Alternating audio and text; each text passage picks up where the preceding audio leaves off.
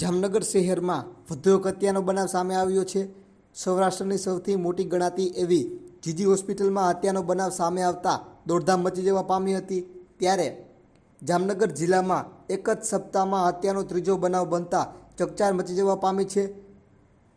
જીજી હોસ્પિટલમાં ધર્મરાજસિંહ નામના યુવાનની આડેધડ ઘા ઝીકી હત્યા નિપજાવવામાં આવી હતી। ત્યારે જીજી હોસ્પિટલમાં હત્યાના બનાવમાં ભોગ બનનાર યુવાનનું ઘટના સ્થળે જ મૃત્યુ નીપજ્યું હતું અને હત્યારાઓ ગુનાને અંજામ આપી નાસી છૂટ્યા હતા। ત્યારે પોલીસને જાણ કરતાં પોલીસ કાફલો ઘટના સ્થળે દોડી ગયો હતો અને હત્યારાઓને શોધવા ચક્રો ગતિમાન કર્યા હતા। ત્યારે પોલીસ દ્વારા આસપાસના લોકોને પણ પૂછપરછ કરવામાં આવી હતી।